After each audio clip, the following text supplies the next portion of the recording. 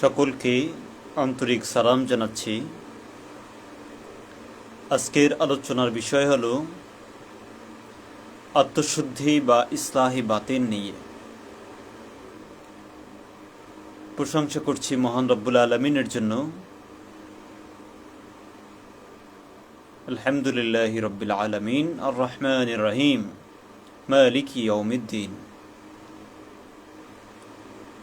পৃথিবীতে আমরা যারা মানুষ রয়েছি, আমাদের ভিতরে বহু বহু বিষয় রয়েছে।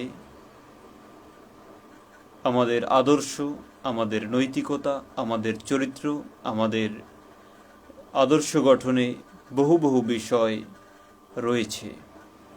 আমাদের সমাজে আমরা দেখতে পাই যে বিভিন্ন তর্ক বিতর্ক, বিভিন্ন মোনাজারা, বিভিন্ন রকমের মানুষকে কটাক্ষ করে কথাবার্তা বলা, এগুলো নিয়েই সমাজে বেশি আলোচনা চলে থাকে।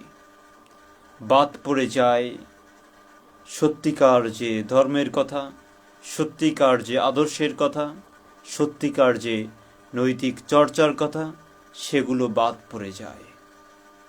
সমাজে আলোচনা হচ্ছে মিলাদুন্নবী পড়ব না পড়ব না। সমাজে আলোচনা হচ্ছে তারাবির নামাজ ৮ রাকাত নাকি ২০ রাকাত। সমাজে আলোচনা হচ্ছে যে এইটা নাকি ওইটা। এরকম বহু বহু বিষয় সমাজের মধ্যে আলোচনা হচ্ছে। বাদ পড়ে যাচ্ছে যেগুলো আসলে ধর্মের কথা, আসলে যেগুলো সত্যিকার অর্থে ধর্ম, সেগুলো আলোচনা থেকে বাদ পড়ে যাচ্ছে। এই কারণে মানুষের উপরে এর প্রভাব পড়তেছে না। এর প্রভাব কি? এর প্রভাব হলো যে সমাজে যদি আলোচনা হতো মাতা পিতার হক নিয়ে, এইটাই গুরুত্ব সহকারে মানুষকে বোঝানো হতো। মাতা পিতার হক নিয়ে আল্লাহ তাআলা কোরআনুল কারীমে কি বলেছেন মানুষকে জানানো হতো। আলোচনা হতো সৎ চরিত্র নিয়ে, মানুষকে বোঝানো হতো। আলোচনা করা হতো যে কিভাবে নিজেকে সংশোধন করা যায় সেটা নিয়ে। আলোচনা করা যেত যে কিভাবে মানুষের সাথে সৎ আচরণ করা যায় এটা নিয়ে।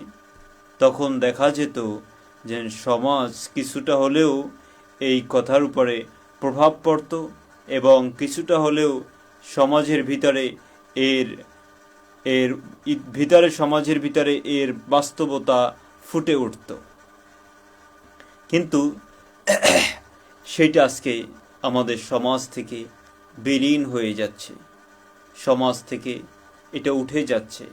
আলোচনা হচ্ছে হিংস্রতা, আলোচনা হচ্ছে মানুষের ভিতরে ভেদাভেদ সৃষ্টি করা, আলোচনা হচ্ছে ধর্মে ধর্মে দাঙ্গামা সৃষ্টি করা, আলোচনা হচ্ছে এই ফিরকাবাজি তৈরি করা, শিয়া সুন্নি নিয়ে আলোচনা হচ্ছে আহলুস সুন্নাত নাকি ওহাবি, আলোচনা হচ্ছে খারিজি নাকি রাফেজি, আলোচনা হচ্ছে আহলে কোরআন নাকি আহলে হাদিস। এরকম বহু বহু বিষয় নিয়ে আলোচনা হচ্ছে, যেগুলোর কোনো প্রয়োজনীয়তা বলে মনে করছি না।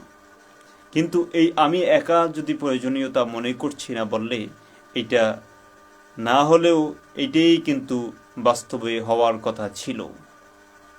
আলোচনা করা হচ্ছে যে হাত বুকে বাঁধবো না নাভির নিচে বাঁধবো, এটা ধর্মের অতটা গুরুত্বপূর্ণ বিষয় নয়।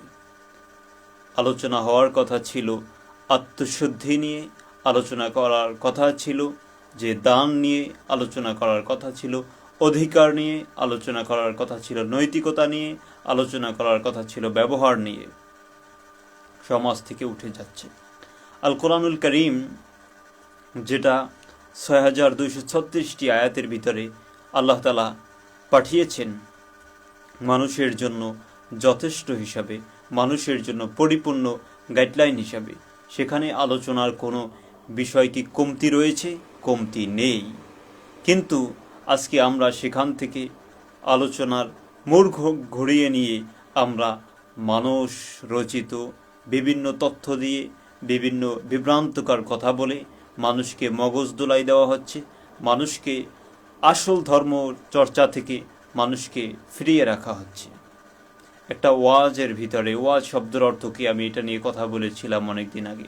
ওয়াজ শব্দের অর্থ হলো উপদেশ দেওয়া। উপদেশ দেয় মানুষ কি চিৎকার দিয়ে, চেঁচামেচি দিয়ে? না, উপদেশ দেয়, হে পুত্র তুমি এইটা করো, হে পুত্র এইটা থেকে বিরত থাকো, এরকমই না উপদেশ। এখন ওয়াজ শব্দ, ওয়াজ নাম দিয়ে যেটা হচ্ছে, চিল্লাচিল্লি হচ্ছে, হয় এই রক্ত গরম করা বক্তৃতা দেওয়া হচ্ছে, এটার নাম ওয়াজ নয়। তে মানুষের ভিতরে এর প্রভাব কতটুকু পড়বে? পড়বে না। কোরআন বহির্ভূত কাজ করে মানুষের ভিতরে এটা উপস্থাপন করলে, এটা তুলে ধরলে, এটা মানুষের মধ্যে এইটার প্রভাব অবশ্যই পড়বে না। এই জন্য কোরআনে বলা হয়েছে তোমাদের কণ্ঠস্বরকে নিচু করো। নিশ্চয়ই সবচেয়ে নিকৃষ্ট কণ্ঠস্বর হলো গাধার কণ্ঠস্বর। আমি যখন ওয়াজের নাম দিয়ে চিৎকার চেঁচামেচি করছি, আমি যখন স্টেজ ফাটিয়ে ফেলেছি, তখন একদল মানুষ বাহবা দিচ্ছে, একদল মানুষ তাকবীর দিচ্ছে, একদল মানুষ ধন্যবাদ দিচ্ছে। কারণ সেই একদল মানুষ, সেই একদল গোষ্ঠী, সেই লক্ষ লক্ষ জনস্রোত, সে তার কাছে ওই আদর্শের কথা, ওই চর্চার কথা তার কাছে পৌঁছানো হয়নি। যে কথা বলতে হলে আস্তে বলতে হয়, আস্তে বুঝিয়ে বললে এটা মানুষ গ্রহণ করে ভালো। নবী সাল্লাল্লাহু আলাইহি সাল্লাম কি কোনো সময় করেছিলেন এভাবে চিৎকার দিয়ে, এভাবে চেঁচামেচি করে তারপরে কথা বলেছিলেন? অবশ্যই তিনি এইভাবে কথা বলেননি আমাদের সমাজে যেভাবে বলা হচ্ছে। তাহলে আমরা আসলে কোন জায়গায় ফিরে গেলে আমরা মুক্তি পেতে পারি? আমরা কোন জায়গায় ফিরে গেলে আমরা আমাদের যে উদ্দেশ্যকে আমরা বাস্তবায়ন করতে পারি? আজকের যে আমরা ওইখানে লিখেছি আত্মশুদ্ধি বা ইসলাহে বাতেন। আমাদের শরীরে সুন্দর পোশাক পরলে, সুন্দর জামা পরলে খুব ভালোই তো দেখায়। জামা পরিষ্কার করা, পরিবর্তন করা খুবই সহজ, পোশাক পরিবর্তন করা খুব সহজ, কিন্তু নৈতিকতা, আদর্শ পরিবর্তন করা খুবই কঠিন। আমি একজন খারাপ মানুষ হয়ে আমি ড্রেস লাগালাম, বড় পাঞ্জাবি পরলাম, মাথায় একটা টুপি পরলাম, তারপরে জুব্বা পরলাম, কি পরলাম, সব কিছু পরলাম, এটা আমি লাগাতে পারি। কিন্তু আমার আদর্শ কি পরিবর্তন করলাম না। আদর্শ যদি পরিবর্তন না করতে পারি, তাহলে এই জুব্বা, এই কুর্তা, আমার কি এতে উপকারটা কি? এই জন্য আমাদের সমাজের ভিতরে আমরা বলি থাকি যে অমুক ব্যক্তি হেদায়াত হয়েছে। কেন হেদায়াত হয়েছে? বলে যে আগে সে নামাজ পড়তো না, এখন নামাজ পড়ে। এটা কি আসলে হেদায়াত? নামাজ পড়তো না, নামাজ পড়ে, এটাই কি আসলে হেদায়াত? ওই ব্যক্তি আগে মাতা পিতার খেদমত করতো না, এখন মাতা পিতার খেদমত করে। আগে ভাইয়ের সম্পদ আত্মসাৎ করত, এখন ভাইয়ের কাছে গিয়ে মাফ চেয়ে ক্ষমা চেয়েছে। আগে মানুষকে ধর্মের নামে ভুল ব্যাখ্যা দিত, এখন সত্যি ব্যাখ্যা দেয়। আগে অন্যায়ের পথে চলতো, এখন ন্যায়ের পথে চলে। এইটাই নে হেদায়াত। হেদায়াত কি খালি শুধু এই সালাত করার নাম হেদায়াত? চরিত্র তো পরিবর্তন হয়নি, তাহলে এটাই কি হেদায়াত? এইটা হেদায়াত নয়। সে একটা রিচুয়াল কাজ করতেছে, হ্যাঁ করুক। সে সালাত করতেছে, কিন্তু সে সালাতে কি পড়তেছে সে জানে না। এই তার সালাত, এই তার ইবাদত, এই তার হেদায়াত। আল্লাহু আকবার বলে, কিন্তু দিন শেষে আজ পর্যন্ত সে বলতে পারে না যে আল্লাহু আকবার মানে কি। সে আলহামদুলিল্লাহ রাব্বিল আলামিন বলে, সে জানে না যে আলহামদুলিল্লাহ রাব্বিল আলামিন এর অর্থ কি, ইহদিনাস সিরাতাল মুস্তাকিম এর অর্থ কি। সালাত কি না বুঝে পড়ার নাম? না বুঝে পড়ার নাম নয়। সূরা নিসার 43 নম্বর আয়াতে আল্লাহ তাআলা বলেছেন, না বুঝে পড়ার নাম সালাত নয়, বুঝে পড়তে হবে। না বুঝে পড়লে ওইটা আপনি মনোযোগ হারিয়ে ফেলবেন, আপনি জানতেছেন না কি পড়তেছেন। এখন আমরা তো কোরআনুল করিম নামাজের ভিতরে চর্চা হয়, কিন্তু এটা আমরা জানি না যে কি চর্চা করি। হাদিসের ভিতরে বুখারীতে দেখেছি যে ওখানে বলা হয়েছে রুকু সিজদাতে কোরআনের আয়াতও পড়া যায়, আমরা সেটাই করতে পারি। সুবহানাল্লাহ রাব্বিয়াল আলা আর সুবহানা রাব্বিয়াল আযীম এগুলো না পড়ে কোরআনের আয়াত পড়তে পারি সব জায়গায়, এটা হাদিস দিয়েও প্রমাণিত রয়েছে। কোরআনুল করিম চর্চার নামই তো সালাত, ঠিক আছে। কিন্তু এখন কোরআনুল করিম এমন একটি ধর্মগ্রন্থ আমাদের সামনে তুলে দেওয়া হয়েছে যা আমরা শুধু ইবাদত, শুধু কি আমরা ফজিলত, শুধু আমরা কি আমরা শুধু এটার নেকি তালাশ করতে থাকি, যে আজকে কত নেকি হাসিল করলাম, কয় 313 নেকি। কিভাবে বলে 10 10 10 করে আমি 100 অক্ষর পড়লে আমি কত নেকি, 1000 নেকি পেয়ে গেলাম, না 100 পড়লে 1000 নেকি পেয়ে গেলাম। এই নেকির চর্চা চলে, এটি কি চর্চা ধর্মের? পৃথিবীতে কোনো বই কি এরকম সওয়াবের জন্য পড়া হয়? একমাত্র কোরআনুল কারীম না বুঝে শুধুমাত্র সওয়াবের জন্য, পথ নির্দেশের জন্য না কোরআনুল কারীম দেওয়া হয়েছে, কোরআন গাইডলাইন হিসাবে না দেওয়া হয়েছে। কোরআন কি কোনো ওই ফজিলতের আমল খোঁজে?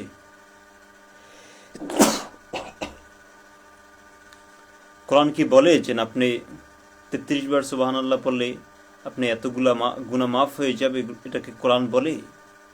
কোরআন তো বলে না। কোরআন বলে মাতা পিতার সাথে নাফরমানি করো না, তাদের বৃদ্ধ বয়সেও তাদের সেবা যত্ন করো এবং তাদের জন্য ওই বৃদ্ধ বয়সে দোয়া করো, রব্বিরহামহুমা কামা রাব্বায়ানি সগীরা। সারা জীবন তাদের সাথে নাফরমানি করলাম, তাদের অবাধ্য হলাম, তারপরে কি করলাম? মৃত্যুর পরে হাত তুলে বললাম রব্বিরহামহুমা কামা রাব্বায়ানি সগীরা। এটা কি রব্বিরহামহুমা কামা রাব্বায়ানি সগীরার মূল কথা? মানুষকে ভুল আর কতদিন বুঝাবে মানুষ? ধর্মের নামে আর কতদিন আজগবি জিনিস খাওয়াবে?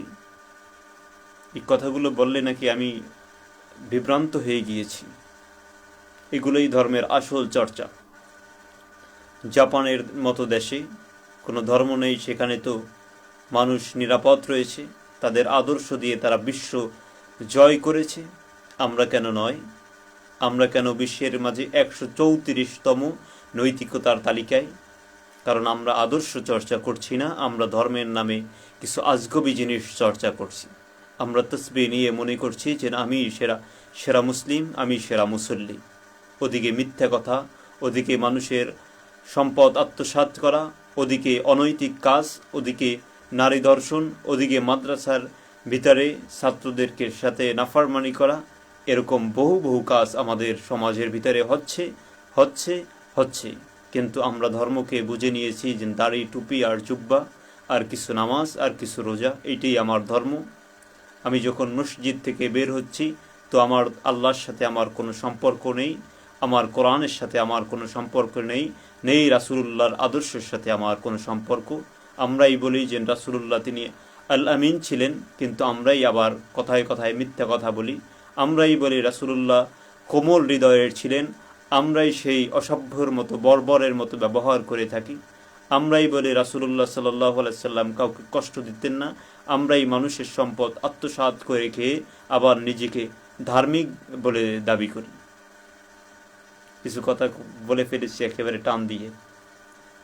আসলে এইগুলোই তো ধর্ম। এখন কি গামাচ্ছে রে,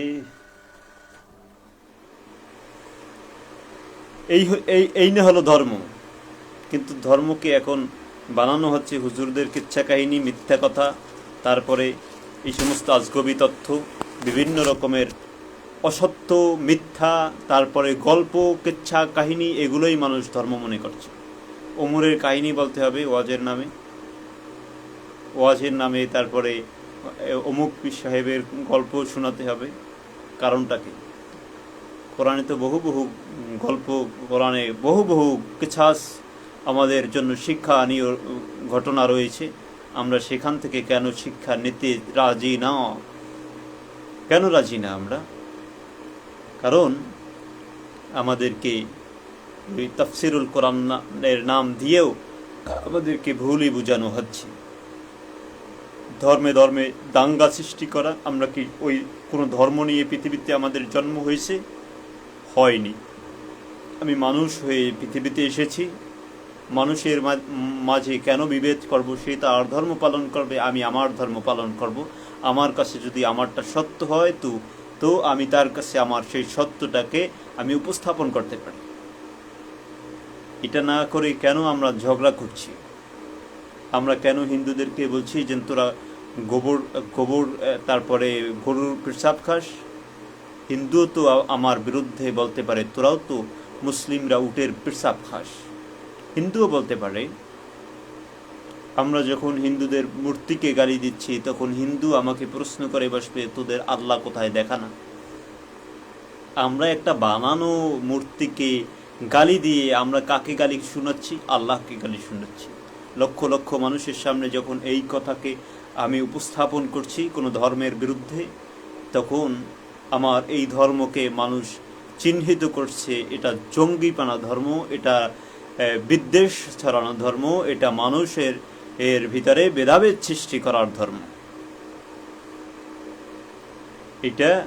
এইটাই আমাদের সমাজে উপস্থাপন করা হচ্ছে। যাই হোক, এই কথাগুলো দুঃখের সাথে বলতে হচ্ছে।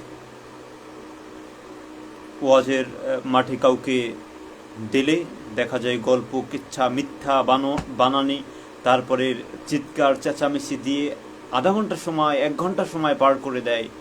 তার ভিতরে নৈতিকতার কোনো কথা বের হচ্ছে না কেন? প্রত্যেকটা মসজিদে মসজিদে যদি কোরআনের কথাগুলো তুলে ধরা হতো, প্রত্যেকটা মসজিদে মসজিদে যদি নৈতিকতার চর্চা আমাদের সমাজে কোন কাজগুলো বেশি হচ্ছে, কোন কাজগুলো থেকে আমরা দূরে আছি, কোন কাজগুলো আমাদের করা উচিত, এগুলো যদি প্রত্যেকটা মসজিদ থেকে তুলে ধরা হতো, তাহলে সমাজের ভিতরে এর প্রভাব অবশ্যই পড়ত।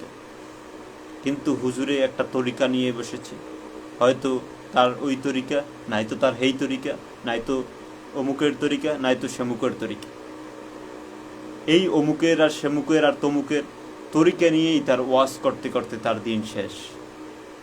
হয়তো সে রাজনীতিক নিয়ে আলোচনা শুরু করেছে, এলাকার মানুষ খাচ্ছে ঘুষ, খাচ্ছে মাতা পিতার নাফরমানি করে, খাচ্ছে, ঘুরছে, তারপরে ফুর্তি করছে, আমোদ করছে, ভাই ভাইয়ের সম্পদকে আত্মসাৎ করছে।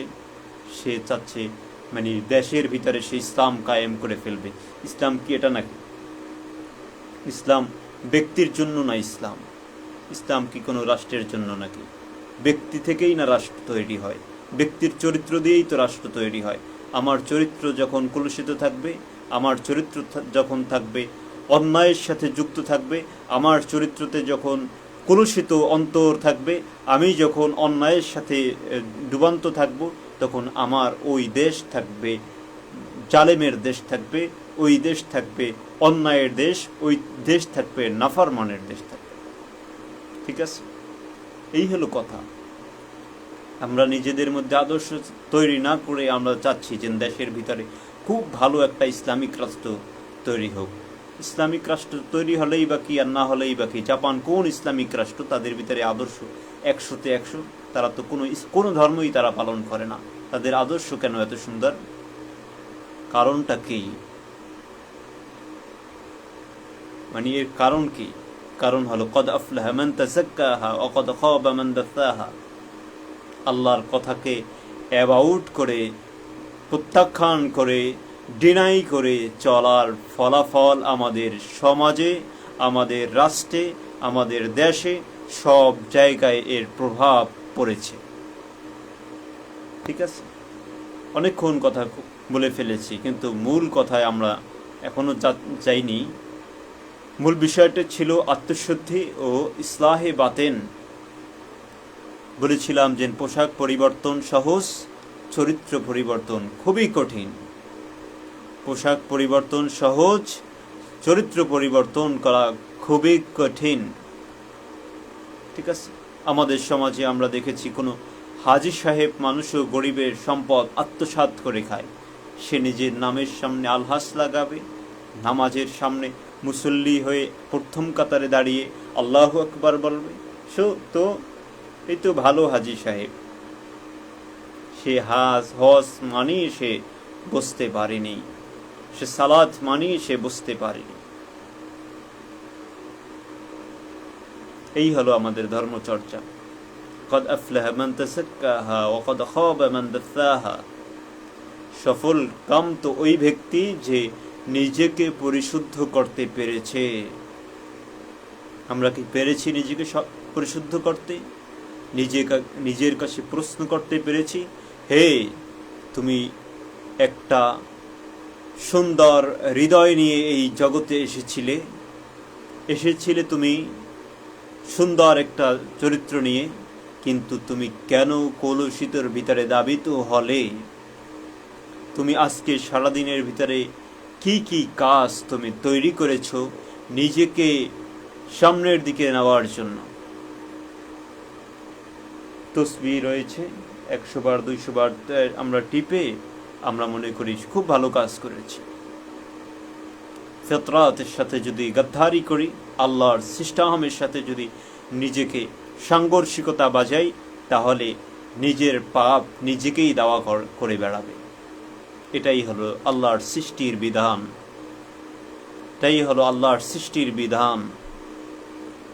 আল্লাহর সৃষ্টিতে কোনো অন্যায় স্থান নেই, কোনো অন্যায়ের স্থান নেই। আমি অন্যায় করলে আমি নিজে ঝরে পড়ে যাব। এটি হলো বাস্তবতা। আমি অন্যায় করলে আমি নিজে ঝরে পড়ে যাব। কদ আফলাহা মান তাযাক্কাহা ওয়া কদ খাবা মান দাসাহা। আল্লাহ বলে সফল তো ওই ব্যক্তি যে ব্যক্তি নিজেকে পরিশুদ্ধ করতে পেরেছে, নফসকে পরিশুদ্ধ করতে পেরেছে। আমার কাপড়ে কি ময়লা লেগেছে, এটাই এখন কি করতে হবে? আমাকে এটাকে পরিষ্কার করতে হবে। এটা আমরা সবাই বুঝতে পারি, এটার বাহ্যিক পরিবর্তন।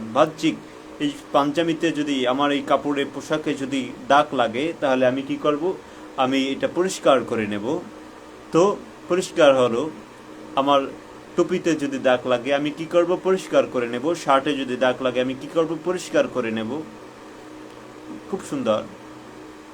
কিন্তু আমার সেই নফসকে, আমার সেই কলবকে যদি কুলুষিত মুক্ত কলব হয়ে যায়, রব্বানা লা তুজিগ কুলুবানা বা'দা ইয হাদাইতানা ওয়া হাব লানা মিন লাদুনকা রাহমা ইন্নাকা আনতাল ওয়াহাব। আমার ওই অন্তরকে যদি আমি কলুষিত করি, আমি যদি ওইটাকে নাফরমানিতে যুক্ত করি, তাহলে সেটাকে আমি কিভাবে পরিশুদ্ধ করতে পারি?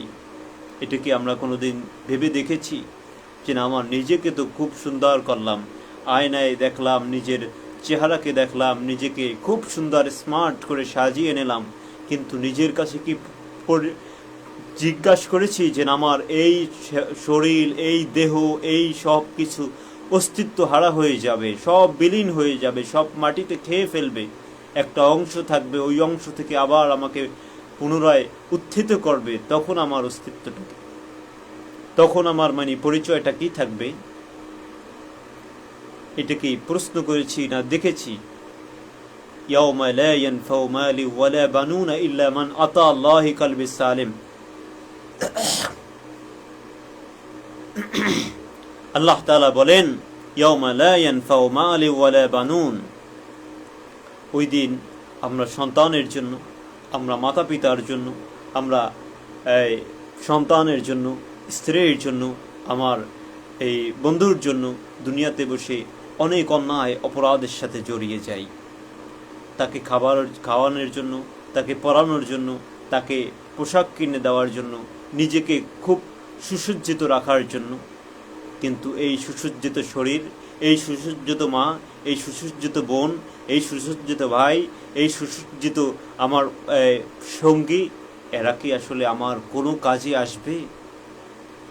ইয়াউমা লা ইয়ানফাউ মালু ওয়ালা বানুন। আল্লাহ বলছে কোনো সম্পদ কাজে আসবে না, কোনো সন্তান সন্তানাদি কাজে আসবে না। ইল্লা মান আতা আল্লাহি কলবে সালিম, একটা মাত্র বিষয় কাজে আসবে, সেটা হলো যার অন্তরটা কুলুষিত, মুক্ত, যে কলবটা, যে অন্তরটা পরিশুদ্ধ হয়েছে, ওইটাই কাজে আসবে।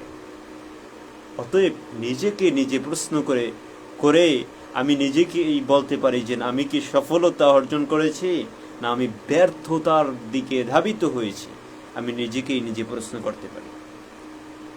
আমাদের সমাজে কিছুদিন পূর্বে আমাদের সিয়াম গিয়েছে, এখন শাওয়াল মাস চলতেছে। আমরা রোজা রেখেছি, খুব ভালো কাজ করেছি, চর্চা করেছি। কি চর্চা? না খেয়ে থাকার চর্চা। খুব ভালো, না খেয়ে থাকার চর্চা খুবই ভালো কথা। এটা প্রত্যেকটা ধর্মের ভিতরেই রয়েছে, না খেয়ে থাকার চর্চা।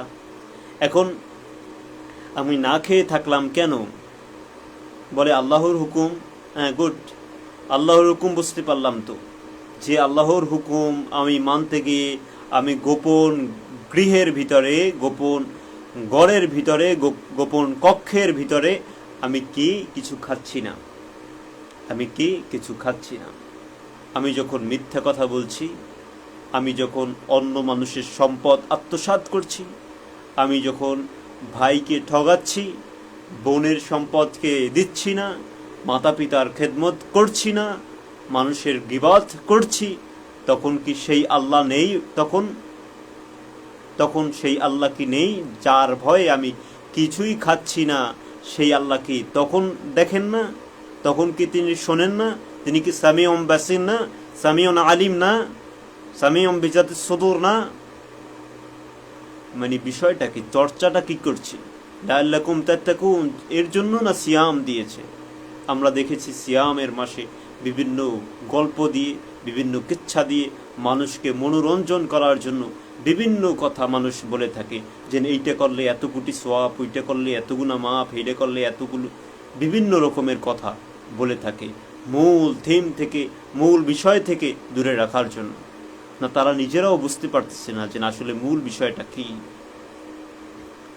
সিয়াম আসলে আমাদের চর্চা হবে কি? আমাদের চর্চা হবে যে আমরা এই মাসে যেভাবে আল্লাহকে ভয় করে ক্ষুধার্ত পানি যেভাবে ত্যাগ করে থাকি, আমরা বাকি জিন্দিগিতেও ওইভাবে অন্যায়কে অন্যায় বলে আমরা ওইগুলোকে ত্যাগ করব।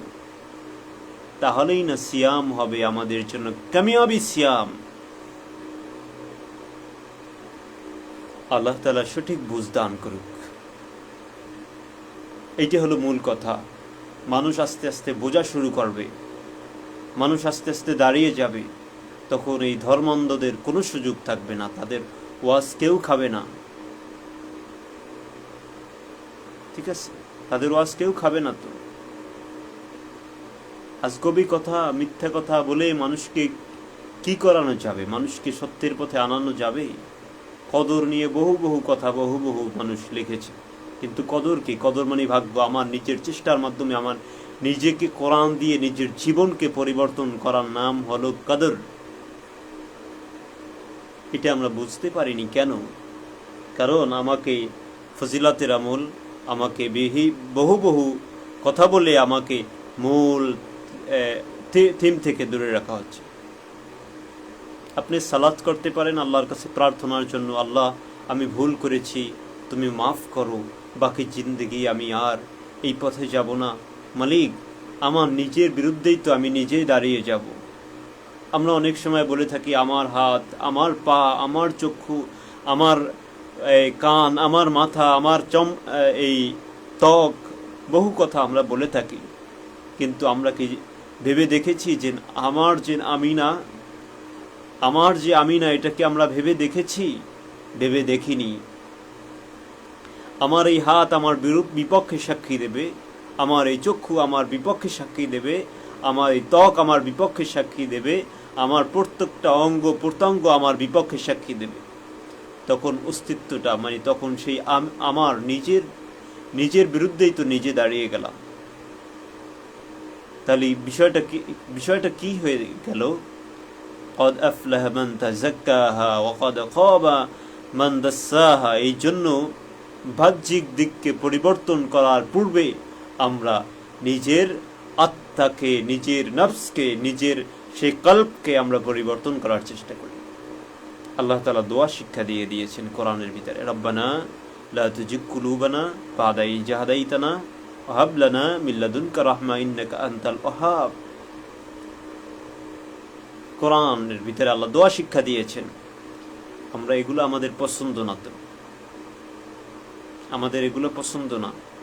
আমাদের পছন্দ কি ওই দোয়াটা করলে তুমি পিছনের সবগুলো তোমার মাফ হয়ে যাবে। এটাই কি তওবা? এটা কি তওবা? তওবা অর্থ কি? তওবা অর্থ ফিরে আসা। তওবা অর্থ ফিরে আসা। আমি একটা পাপ কাজ করলাম, ওইটা থেকে নিজেকে গুটিয়ে রেখে সৎ পথের দিকে ধাবিত হওয়ার নাম হলো তওবা। সেই তওবা কি আমরা করেছি? এই তওবা না করলে কি ওই দোয়ায় আমাকে সেই মুক্তি করবে? এটা কি আল্লাহ তাআলা সেই ওই অত বড় ওই যে বড় বড় আমাদেরকে সুলভ অথবা সুন্দর সুন্দর শোনানো হয় এই দোয়া করলে মারার পরে কবরের আযাব মাফ, ওই দোয়া পড়লে মৃত্যুর পরে জান্নাত, এগুলো তো আল্লাহর বলতে হবে। এগুলো আল্লাহর বলতে হবে না। আল্লাহ তিনি তো শাস্তি দেবেন। ঠিক আছে, আমরা আসলে বুঝতে পারতেছি না, এখনো বুঝতে পারতেছি না। কোরআন বারবার পড়ি, অনুবাদ সহকারে পড়ি, কোরআন বোঝার জন্য পড়ি। কোরআন আরবিতে গড়গড় গড়গড় এই পড়ার জন্য হয়তো কোরআন নাজিল হয়নি, কোরআন বোঝার জন্যই নাজিল হয়েছে, পথ চলার জন্যই নাজিল হয়েছে। আমার জীবনে প্রতিটি পদক্ষেপে কোরআন আমাকে গাইড করবে, এই জন্যই নাজিল হয়েছে। কদর কি? কোরআনের কাছে জিজ্ঞাসা করো, কারণ আমার তো গাইডলাইন কোরআন। সেটা জিজ্ঞাসা না করে আমরা জিজ্ঞাসা করছি কার কাছে? সে তার নিজের মন মতো একটা ব্যাখ্যা দিয়ে দিল। সালাত কি? কোরআনের কাছে জিজ্ঞাসা করো সালাত কি। হজ কি? কোরআনের কাছে জিজ্ঞাসা করো হজ কি।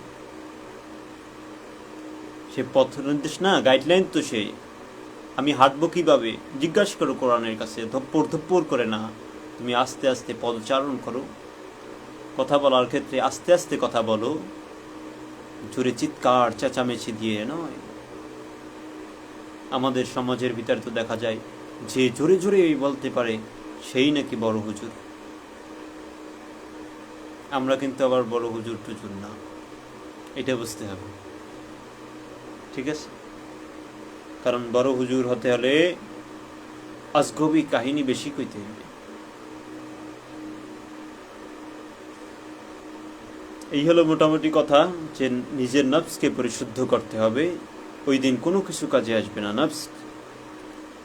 আমরা একটা গল্প শুনেছি, গল্প শুনতে সবাই মোটামুটি ভালোবাসে। উদাহরণ হিসেবে বলতেছি, এটা কোনো বিধান না। যেমন শেখ সাদী, ওনার নাম আমরা সকলে শুনেছি। উনি কবি ছিলেন, সাহিত্যিক ছিলেন। উনি কবিতা লিখেছিলেন অনেক। ওনার একটা কবিতা সমাজের ভিতরে বহু প্রচলিত রয়েছে আমাদের সমাজে। ওয়াইজ যারা বালাগাল উলা বিকামালহি, এটা তিনি লিখেছেন। তারপরে তিনি কুকুর আসিয়া এমন কামড় দিল পথিকের পায়ে, এই একটা কবিতা লিখেছেন। আরও বহু বহু কবিতা লিখেছেন। এখন সেই শেখ সাদী কোনো একটা অনুষ্ঠানে গিয়েছিলেন। তিনি, এটা কিন্তু গল্প, আগে বলে নিচ্ছি, হয়তো সত্য হতে পারে তার জীবনে, এটা কোরআনের কথা না, আগে বলে নিচ্ছি। এখন তিনি গেছে, শেখ সাদীর সাথে তো কোরআনের কোনো সম্পর্ক থাকবে না, কারণ সে বেশি দিন আগের তো কবি না, আর রাসূলুল্লাহতে সেই 1500 বছর আগের সেই কাহিনী কোরআনের। শেখ সাদী কোনো একটা অনুষ্ঠানে গিয়েছেন, একটা পুরাতন পোশাক পরে, এই জন্য তাকে সেই অনুষ্ঠান থেকে উঠিয়ে দেওয়া হয়েছে যে যাও, তোমার কোনো খাদ্যের কোনো স্থান এখানে নেই।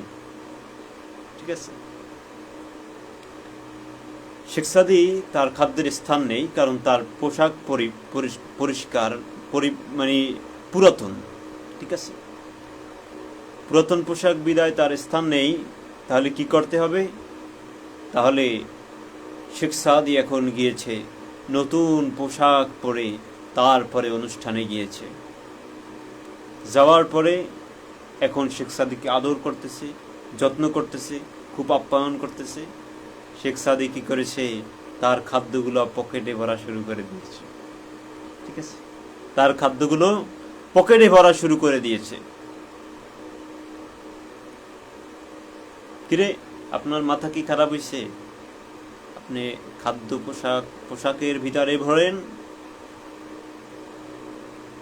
সে যখন পুরাতন পোশাক পরে গিয়েছিল, তখন কি তার সেই সম্মান, তার যে জ্ঞান, তার যে বুদ্ধি, তার যে তার যে সম্মান, তার যে উচ্চতা, ঠিক আছে, তার দক্ষতা, এটা কি সে হারিয়ে ফেলেছিল? হারিয়ে ফেলেনি তো। এখন নতুন পোশাক আনার পরে তাকে খুব ভালো যত্ন করা হয়েছে, ভালো সম্মান করা হয়েছে। উনি খাদ্যগুলো পকেটের ভিতরে ভরেছে। কেন? বলেছে আমাকে তো খাদ্য দেওয়া হয়নি, দেওয়া হয়েছে আমার পোশাককে। ঠিক আছে, এটাই কথা, যে আমি কে, আমাকে কে, সেই আমিটা কে, সেই আমিকে যখন জাগ্রত করতে পারবো, আমিকে যখন ঘুম থেকে জাগাতে পারবো, তখনই আমাদের ফজর, তখনই আমাদের ফজর। কঠিন কথা বলে ফেললাম, তখনই আমাদের ফজর, ভোর। এজন্য একটা কবিতা রয়েছে যে সকালের জন্য অপেক্ষা করতে হয় না কিরে বোকা, চেতনার জাগরণ সেটাই তো হলো ফজর। ঠিক আছে, যখন ওই চিন্তার ভিতরে ঢুকবে, জালালউদ্দিন রুমি বলেছিল যে আমি যখন নির্বোধ ছিলাম তখন আমি বিশ্বকে নিয়ে চিন্তা করেছি, এখন আমার জ্ঞান এসেছে, এখন আমি নিজেকে নিয়ে চিন্তা করি। ঠিক আছে, নিজেকে নিয়ে চিন্তা করি। নিজেকে চিন্তা মানে কি? পঞ্চবিত করা, আমি নিজে খাবো, আমি নিজেই ভালো থাকবো না। নিজেকে নিয়ে চিন্তা করা, নিজের ভিতরে দায়িত্ববোধ, নিজের ভিতরে আদর্শ, নিজের ভিতরে নৈতিকতা, নিজের আচরণ দিয়ে অন্য মানুষ সন্তুষ্ট, নিজের ভিতরে এই জাগ্রত যখন থাকবে, তখনই মানুষ, তখনই আদর্শ, তখনই সমাজের ভিতরে এর ইম্প্যাক্ট, এর মানে এর যে একটা প্রতিক্রিয়া সমাজের ভিতরে ছড়িয়ে পড়বে। ঠিক আছে, এই হলো মোটামুটি কথা। কদ আফলাহা মান তাযাক্কাহা ওয়া কদ খাবা মান দাসসাহা। ব্যর্থ হয়েছে ওই ব্যক্তি যে তার নফসকে, যার আত্মাকে কুলুষিত করেছে। আল্লাহ দুইটাই বলে দিয়েছেন। সফল ওই ব্যক্তি যে নিজেকে পরিশুদ্ধ করতে পেরেছে, নিজেকে সফলতা অর্জন করতে পেরেছে, নিজের নফসকে পরিশুদ্ধ করতে পেরেছে, সেই সফল। আর ব্যর্থ হলো ওই ব্যক্তি যে নিজের নফসকে কুলুষিত করেছে। দুইটাই আল্লাহ বলে দিয়েছে। এখন সিদ্ধান্ত আমি, আমার, সবার মিলে। এই হলো কথা। আমাদের ভিতরে যদি আদর্শ না থাকে, আমরা যতই কোরআন, যতই ইসলামের নামে চর্চায় জড়িয়ে পড়ি না কেন, আমাদের সেই জড়ানোতে হয়তো কারো কোনো ডাল ভাত সিদ্ধ হবে না। ঠিক আছে, কারো ডাল ভাত সিদ্ধ হবে না। আমার মাই ক্ষুধার্ত থাকে আর আমি খুব মশলা দিতেছি, খুব সুন্দর সুন্দর। এটি কি আদর্শ? এটাই কি চর্চা? আমার ভাইয়ের সম্পদ আমি আত্মসাৎ করে খাচ্ছি, খুব মশলা দিতেছি, যে এইটা করলে ওইটা হইবে, এইটা করলে এইটা হইবে। এটা কি চর্চা? আমার বোনের সম্পদকে আমি লুণ্ঠন করে খাচ্ছি, আমার প্রতিবেশী অসুস্থতার জন্য, সেই অসুস্থতার চিকিৎসার অভাবে হাসপাতালে বসে কাতরাচ্ছে, আমি ফোন করেও জিজ্ঞাসা করতেছি না অবস্থা কি, আর আমি তর্ক করছি সালাদ করব না সিয়াম করব, না এইটা করব না ওইটা করব। আমার ভিতর তো চেতনাই মরে গিয়েছে। আমি কিসের মাসালা দেই, আমি কিসের ইবাদত করি, আমি কিসের ওয়াজ করি?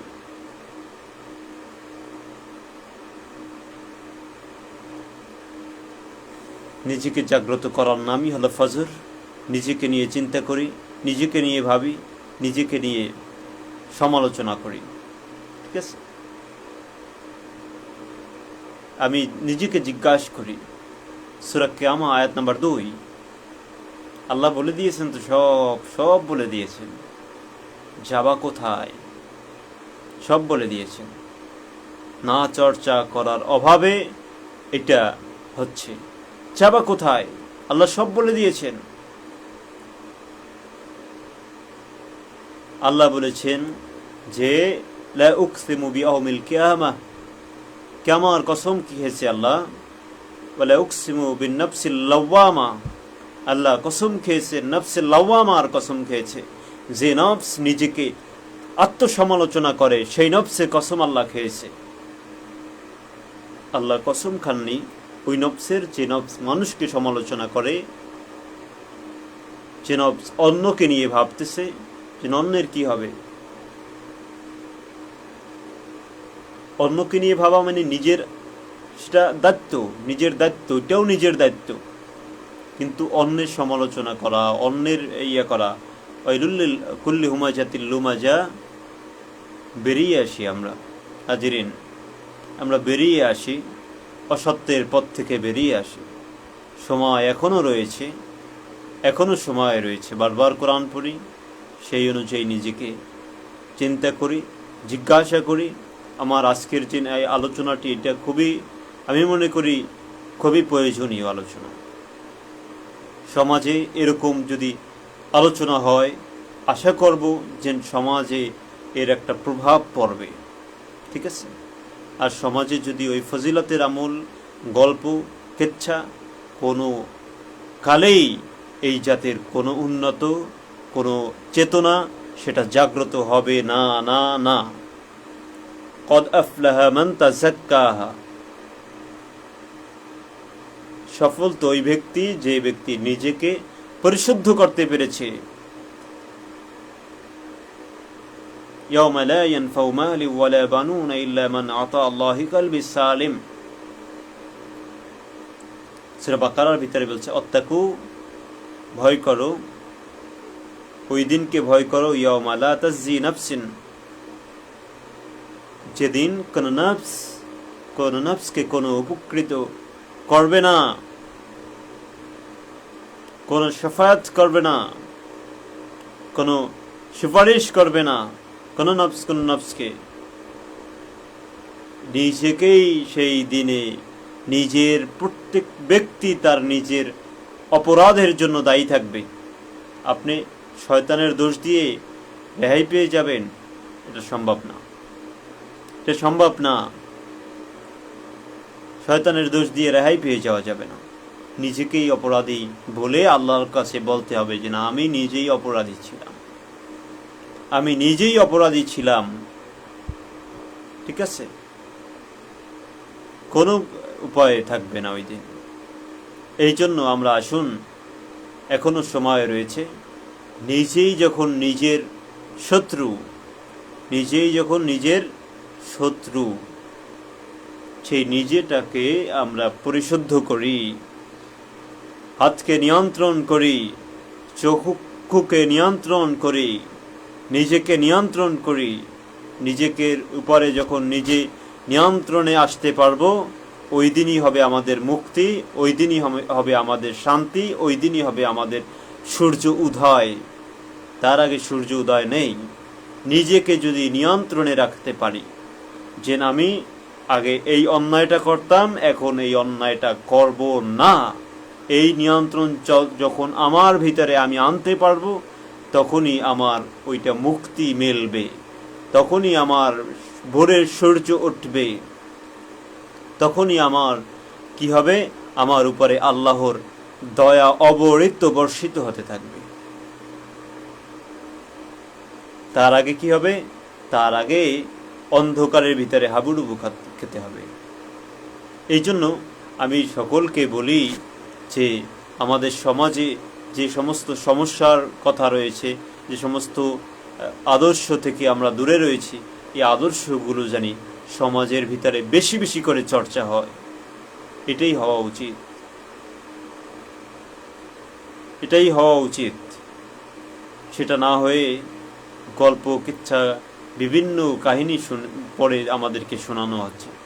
একটু বিরত থাকার চেষ্টা করি, একটু বিরত থাকার চেষ্টা করি। কোরআন নিয়ে বেশি বেশি চর্চা করি। আমরা দেখতে পাবো যে কোরআনই আমাকে সত্যের পথ দেখিয়ে দেবে। বহির্বিশ্বে যারা যায়, যারা ইউরোপ কান্ট্রিতে, যারা জাপানে যায়, যারা অন্য অন্য দেশে যায়, তারা আমার বাংলাদেশকে খুব ঘৃণা করে, খুব ঘৃণা করে আমার বাংলাদেশকে, এই জন্মভূমিকে, এই সুন্দর বাংলাদেশকে খুব ঘৃণা করে। কারণ তাদের ভিতরে যে চর্চা রয়েছে, তাদের ভিতরে যে আদর্শ রয়েছে, আমরা শত শত আদর্শ থেকে তাদের থেকে দূরে রয়েছি আমরা। ঠিক আছে, আমরা কি করি? আমরা আসসালামু আলাইকুম বলে আবার পিছনে গিয়ে গিবাত করা শুরু করে দেই। আমরা নামাজে দাঁড়িয়ে এই নামাজের তো মানে কি পড়ি এটা তো জানি না। ঠিক আছে, এটা তো আমরা সবাই জানি না, বেশিরভাগই মানুষ, যে নামাজে আমরা কি পড়তেছি সালাতে দাঁড়িয়ে। ঠিক আছে, না জানার কারণে মন ছুটেছে, কোথায় যাচ্ছে মন এর কোনো দিগান্ত নেই। ঠিক আছে, জানলে ওইটা বুঝলে কোরআন অনুযায়ী যদি করতাম তাহলে হয়তো ওইটা আর ওদিকে যাইতো না। নামাজ পড়ে বের হয়ে এর গিবাত করা শুরু করি, ওর বদনাম করা শুরু করি, এর এই দোষ, এর এই দোষ, আমি একা শুধু সুফি সাহেব মানুষ। ঠিক আছে, আর হুজুরে ওয়াজ করে বুঝাচ্ছে যে তোরা নামাজ পড়, নামাজ ছাড়াও গতি নেই। কিসের নামাজ পড়লো? নামাজ তো বুঝেই না কেউ, কি নামাজ পড়লো? এটা হুজুরে বলে না যে নামাজ পড়িয়া মিথ্যে কথা বললে তোমার নামাজ হবে না। হুজুরে বলে তুই নামাজ পড়, জেনাও কর, নামাজ পড়, মিথ্যে কথাও কর। কি আজগবি কথা! আবার আমি দেখি এটাই সবাই সুবহানাল্লাহ মাশাআল্লাহ লিখতেছে। এই দেশের মানুষকে কি বুঝাবে?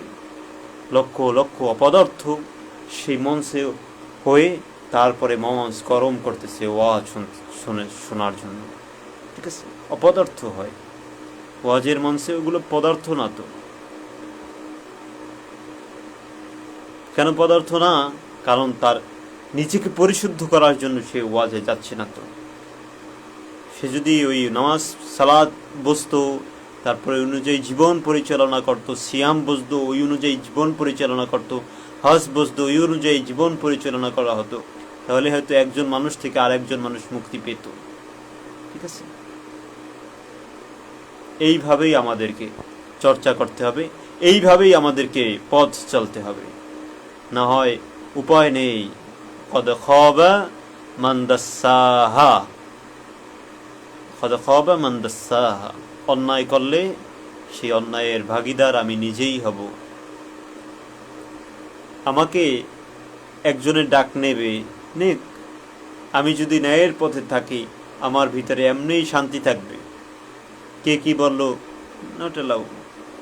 আর আমি যদি ন্যায়ের পথে থাকি, ঠিক আছে, আমার ভিতরে শান্তি থাকবে। অন্যায়ের পথে থাকলে মানুষ কে ডাক নেবে? আমি নিজেই আমার নিজের পাপের ভাগী, নিজের অন্যায় নিজেই বহন করে চলতেছি। ঠিক আছে, এটাই বাস্তবতা। বাস্তবতা কাউকে ছাড় দেয় না। আমরা সাম্প্রদায়িক সম্প্রীতি বজায় রাখার জন্য আমরা কথা বলার ক্ষেত্রে অবশ্যই এই যে আমরা দেখে থাকি আমাদের সমাজে বাংলাদেশ 90% বলা হয় মুসলিমদের দেশ। ঠিক আছে, এখন মুসলিম যে 90% মুসলিমের দেশ, 90% মুসলিমরা তো জানেই না যে মুসলিম অর্থ কী, কোরআন অর্থ কী, কোরআন কী, কোরআন রাসূল কী। এগুলো তো 90% না, এগুলো তো 10%, 5% মানুষ জানে কিনা আমার সন্দেহ আছে। যাই হোক, দাবি তো হচ্ছে যে 90% মুসলিম। এখন কথা হলো হুজুর যারা, তারাও কিন্তু এগুলো জানে না। ঠিক আছে, হয়তো আমার কথা কষ্ট লাগবে, তারাও এগুলো জানে না। ঠিক আছে, তারা বড় বড় হুজুর, তারাও জানে না যে কোরআনের যে কথাগুলো, আদর্শের চর্চাগুলো আসলে সমাজে বলা উচিত। তারাও এই গল্প কিচ্ছা কাহিনী দিয়ে মানুষের মনোরঞ্জন করার চেষ্টা করে। আর মানুষ কয় ওরে বাবা, বাহা বাহা, হুজুরে কত সুন্দর ওয়াজ করেছে। ঠিক আছে, বাহা বাহা বাহা ওয়াজ। ঠিক আছে, এই হলো হুজুরের ওয়াজ। হুজুরে এই আসল কথাগুলো বলে না, মাতা পিতার সাথে নাফরমানি করো না, ভাই ভাইয়ের সাথে ইয়া করো না, সম্পদ আত্মসাৎ করো না, বোনের সম্পদকে লুণ্ঠিত করো না, তারপরে অন্য মানুষের সেবা করার চেষ্টা করো, ঠিক আছে, নামাজ পড়ে তাকওয়া অর্জন করার চেষ্টা করো, অন্যায় থেকে দূরে থাকার চেষ্টা করো, মিথ্যা বলা থেকে দূরে থাকো, সিয়াম রেখেছো, তাকওয়া অর্জন করো, অন্যায় থেকে দূরে থাকো, গিবাত শিকায়াত থেকে দূরে থাকো। এগুলো হলো আসল ধর্মের কথা, ঠিক আছে। হুজুরে এসে একটা গল্প লাগাইছে, হ্যাঁ, বিভিন্ন গল্প, কত যে গল্প জানে, এগুলো শুনতে নাকি আমাদের খুব মজা লাগে। এই হলো মোটামুটি কথা। এখন আমাদের নিজেদেরকে পরিশুদ্ধ করতে হবে, নিজের নফসকে জিজ্ঞাসা করতে হবে, নিজেকে আত্মসমালোচনা করতে হবে, নিজেকে বলতে হবে যে না, আমি কতটুকু ভালো হয়েছি, ঠিক আছে, আমি কতটুকু সত্যের পথে থাকতে পেরেছি, এটা আমার নিজের প্রশ্ন করতে হবে বারবার। তাহলেই আমরা মুক্তি পাবো ইহকালে পরকালে, ঠিক আছে। আমার নিজের হিসাব নিজেকেই দিতে হবে। এই জগতের বসেই আমরা লক্ষ্য করি, একজন বিপদে পড়লে কেউ মনে করেন তখন আর খোঁজ নেয় না, ঠিক আছে। এটি হলো বাস্তবতা, আর এই বাস্তবতাই হলো কোরআন। কে যে এই জগতে বসে যেভাবে খোঁজ নেয় না, ওই জগতে বসেও সেইভাবে কেউ খোঁজ নেবে না, সবাই ইয়াউমা ইয়াফিরুল মারউ মিন আখিহি ওয়া উম্মিহি ওয়া আবিহি, ঠিক আছে। সবাই সবার থেকে পলায়ন করতে থাকবে, দৌড়াতে থাকবে, কে কোথায় আছো, সবাই দৌড়াবে। যার জন্য কিছু করলাম তারাও পালাবে, ঠিক আছে। আজকের মতো এখানেই শেষ করছি, রাত অনেকটা বেজে গিয়েছে, ঠিক আছে। আমরা 10:30 প্রায় বেজে গিয়েছে, আর 4 মিনিট রয়েছে। আমরা তাহলে যে কথাগুলো বলছি, এই কথাগুলো আবার একটা পূর্ণভাবে বলে তারপরে শেষ করছি, যে না, আসলে আমরা পোশাক পরিবর্তন করার চেয়ে আদর্শ পরিবর্তন করা বেশি জরুরি। পোশাক পরিবর্তন করার চেয়ে আদর্শ পরিবর্তন করা বেশি জরুরি, 1। 2 নম্বরে হলো, আমরা সালাত করব বুঝে এবং ওই বুঝকে নিজের জীবনে বাস্তবায়ন করার চেষ্টা করব। সিয়াম করব বুঝে, ওই বুঝকে নিজের জীবনে বাস্তবায়ন করার চেষ্টা করব। হজ করব বুঝে, ওই এর অনুযায়ী বাস্তবায়ন করার চেষ্টা করব। জাকাত কোরআন বুঝে পড়ব, ওই অনুযায়ী পথনির্দেশ গাইডলাইন হিসাবে গ্রহণ করার চেষ্টা করব। নিজেকে প্রশ্ন করব, আত্মসমালোচনা করব এবং নিজের নফসকে পরিশুদ্ধ করার চেষ্টা করব। আমরা আরেকটা কথা মনে পড়েছে, আবার বলি, আপনারা এই কথাগুলো যদি পারেন আবার পুনরায় শোনার জন্য অনুরোধ থাকবে, যে হজরত মুসা আলাইহিস সালাতু ওয়াস সালাম, তার সময় কাফের ছিল ফিরাউন।